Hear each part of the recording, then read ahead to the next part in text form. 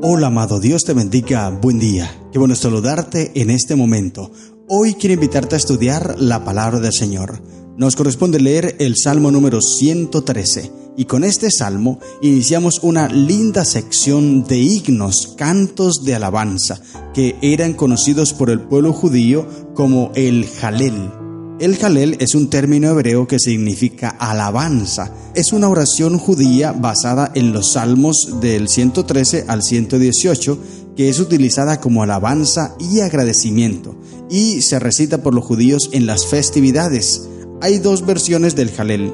Uno que es el Jalel completo, que es este que iniciamos a estudiar el día de hoy, del Salmo 113 hasta el Salmo 118, y es recitado apenas en las grandes celebraciones. El otro Jalel es el Jalel parcial.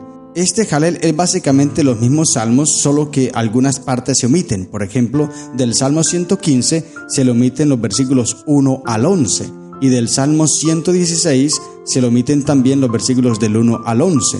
Y se recitan el primer día de cada mes, que en hebreo sería el Rosh Chodesh, ese es el primer día de cada mes, y en los siguientes días a la festividad del Pesach. Pero estos cantos nunca se recitaban, nunca se cantaban en el Rosh Hashanah, que era el inicio del nuevo año judío, ni tampoco en el Yom Kippur. Interesante conocer estos detalles.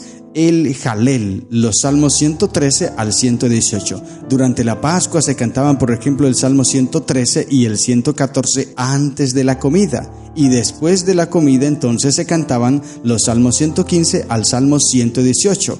La palabra del Señor y la sierva de Dios Elena de White dice que Jesús y los discípulos cantaron estrofas de estos salmos antes de dejar el aposento alto. Aquella noche cuando Jesús fue tomado, fue entregado en manos de aquellos depravadores, aquellos asesinos que lo torturaron y lo llevaron a juicio y lo crucificaron. Eso lo encontramos en Mateo y en Marcos también 14:26. Mira lo que dice Marcos 14:26. Cuando hubieron cantado el himno, salieron al monte de los olivos. Así que ese himno del cual se habla allí pudo haber sido uno de estos himnos del Jalel que componen el Jalel. Es interesante conocer estos detalles porque nótese bien que esas tradiciones judías todavía debiéramos nosotros conservarlas, alabar al Señor con gozo, con alegría. Eso era lo que ellos hacían.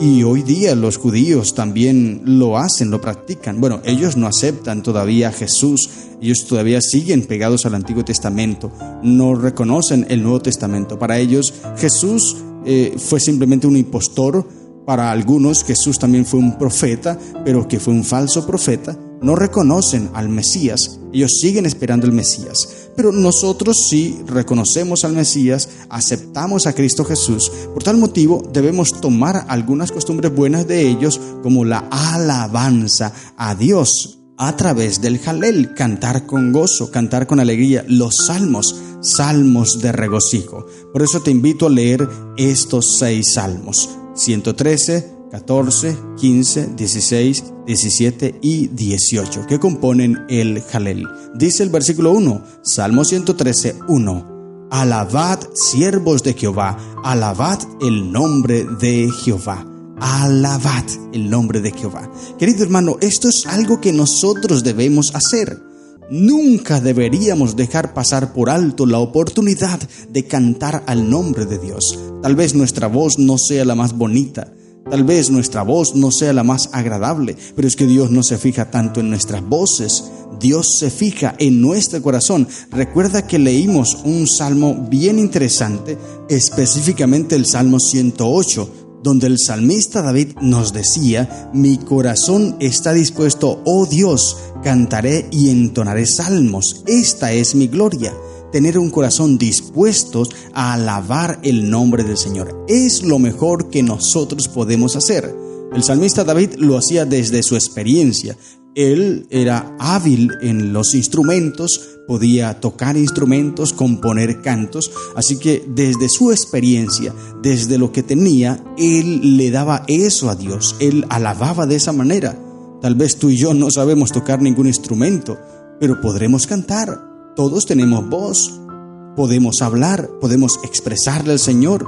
Y si no podemos hablar, entonces Dios nos entiende, nuestra mente. Podemos en nuestra mente cantar a Dios. O sea, no hay excusa, no hay ninguna excusa para dejar de cantar y alabar el nombre del Señor. Por eso el salmista nos invita: alabad, siervos de Jehová, alabad el nombre de Jehová. ¿Por qué debemos alabarlo? Él ha hecho muchas cosas grandes por nosotros, demasiadas. Nos da la vida. El hecho de hoy estar vivos, estar despiertos, eso indica que el Señor tiene misericordia a nosotros, porque nos ha dado la vida. Muchos han partido de este mundo, han muerto, pero nosotros estamos vivos. Podemos escuchar, podemos hablar, podemos ver, podemos comer. Todas esas cosas son actos misericordiosos de Dios. Debemos alabar su santo nombre. Mira lo que dice el versículo 2: sea el nombre de Jehová bendito desde ahora y para siempre. Recuerda que cuando estudiamos el Salmo 103 dijimos que bendecir a Jehová significa reconocer que Él es el proveedor de todas las cosas. Por eso el nombre de Jehová debe ser siempre bendito. Con tu vida, querido hermano, debes demostrar que Dios es quien obra a través de ti. Y la gente debe verte a ti como alguien diferente. Estamos en el mundo, pero no somos del mundo, dice el texto bíblico. Así que debemos vivir de manera diferente. Somos ciudadanos del reino de los cielos y debemos comportarnos como tal. La gente, cuando nos vea, diga: este hombre es diferente, quiero ser como este hombre, o quiero ser como esta mujer. Por eso alaba el nombre del Señor, querido hermano. Bendice el nombre del Señor. Versículo 3 del Salmo 113 dice: desde el nacimiento del sol hasta donde se pone, sea alabado el nombre de Jehová. Nótese bien que cada versículo nos invita a eso, a alabar el nombre de Dios. Y es que cuando nosotros no lo hacemos, cuando no alabamos el nombre del Señor y nos centramos en otros asuntos, perdemos de vista la alabanza a Dios. A veces en nuestras congregaciones la alabanza, la música se torna en algo como de relleno. No hay nada que hacer, entonces pongan cantos allí.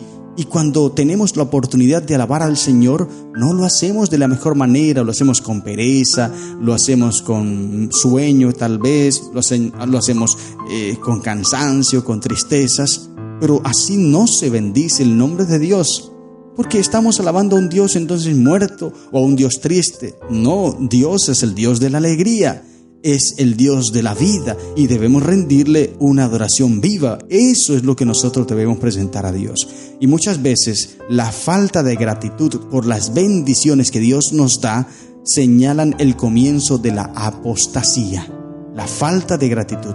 Cuando tú dejas de agradecer al Señor, cuando tú dejas de alabar al Señor, cuando tú dejas de bendecir el nombre del Señor, es decir, cuando dejas de reconocer que Dios es el que te da todas las cosas, entonces allí empiezas en el camino de la apostasía. ¿Y qué es apostasía? Pues apostasía es la negación, la renuncia de la fe en Dios, la renuncia de la fe que has creído. Cuando personas o grupos de personas se apartan de los principios del Evangelio, eso es apostasía. Niegas la fe, te apartas del camino del Señor. Y eso empieza cuando tú dejas de alabar el nombre del Señor, cuando tú dejas de agradecerle a Dios, cuando tú dejas de reconocer que Dios es el que te da las cosas.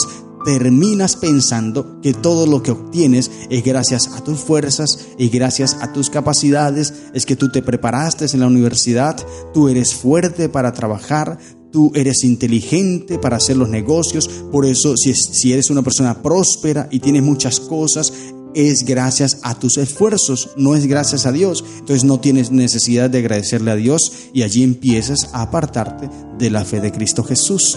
Mira lo que dice Romanos capítulo 1, versículo 18 al 21. Préstale mucha atención porque allí Pablo advierte de algo muy triste y ojalá que en tu vida y en mi vida no pase esto. Romanos 1, 18 al 21 dice: porque la ira de Dios se revela desde el cielo contra toda impiedad e injusticia de los hombres que detienen con injusticia la verdad.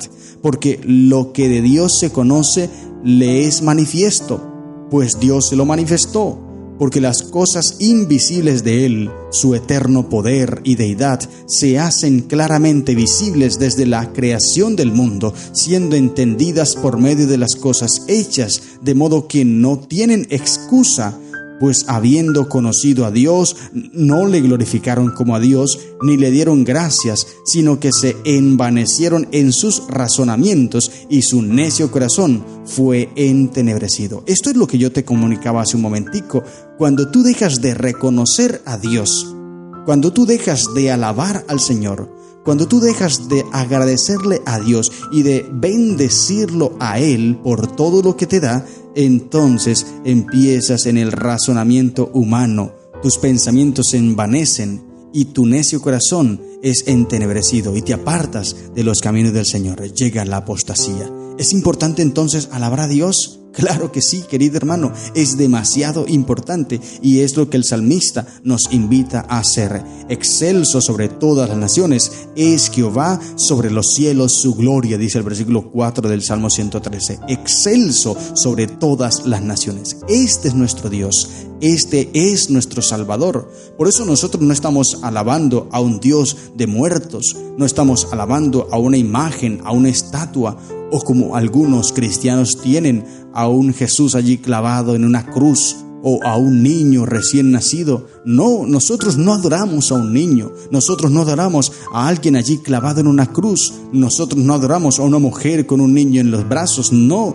nosotros adoramos al Dios excelso sobre todas las naciones, a Dios excelso sobre todos los cielos, al Rey del universo, que vive y reina por los siglos de los siglos. Ese es mi Dios. Sí, Él vino a este mundo y nació. Fue un niño, pero no se quedó siendo niño. Creció, fue un joven, pero no se quedó siendo joven.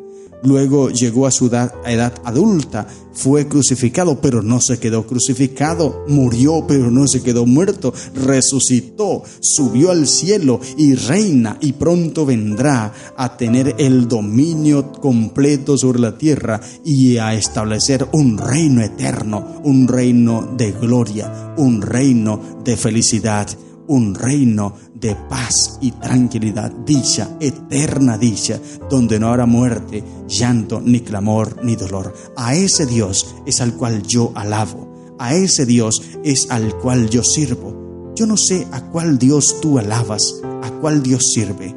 Si sirves a un Dios de complejos, si sirves a un Dios de tristezas, si sirves a un Dios de angustias, si sirves a un Dios negativo, no sé a cuál Dios sirves, pero yo sirvo a un Dios de paz, a un Dios de felicidad, a un Dios de dicha, al Dios proveedor de todo lo que tengo. Por eso lo alabo, porque Él es excelso sobre todas las naciones y sobre todos los cielos. Y luego dice el versículo 5, ¿quién como Jehová nuestro Dios, que se sienta en las alturas, que se humilla a mirar en el cielo y en la tierra? Qué lindo que Dios, a pesar de su grandeza, de su poderío, de ser excelso sobre todas las naciones, Él se digna en vernos a nosotros, que somos humildes, que nos humillamos. Y cuando tú y yo nos humillamos ante el Señor, Él nos ve con amor. Él nos atiende y nos da lo que nosotros necesitamos. Él levanta del polvo al pobre, dice el versículo 7, y al menesteroso alza del muladar, para haceros sentar con los príncipes de su pueblo.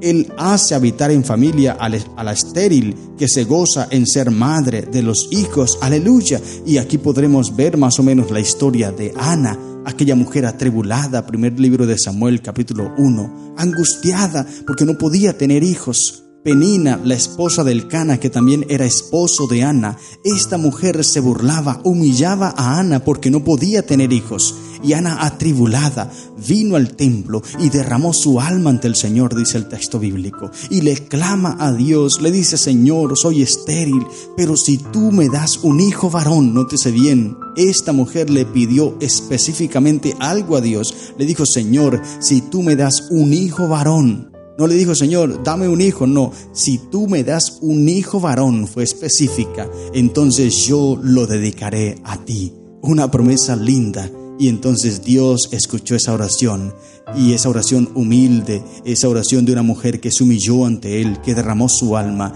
y Dios atendió y le dio lo que ella pidió. Y no solamente le dio a ella, sino que tuvo otros hijos más. Interesante, el texto bíblico sigue hablando. Primer libro de Samuel, capítulo 2, versículo 21, dice el texto bíblico: y visitó Jehová a Ana, y ella concibió, y dio a luz 3 hijos y 2 hijas más, y el joven Samuel crecía delante de Jehová. Entonces, después de ser estéril, de no poder tener hijos, luego vino a tener 6 hijos contando a Samuel. Interesante, nótese bien, por eso el salmista dice: Él hace habitar en familia a la estéril, que se goza en ser madre de hijos. ¡Aleluya!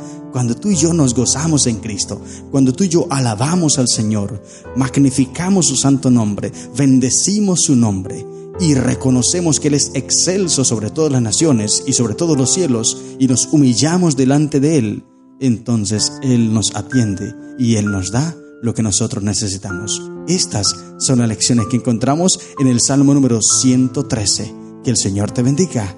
¡Feliz día!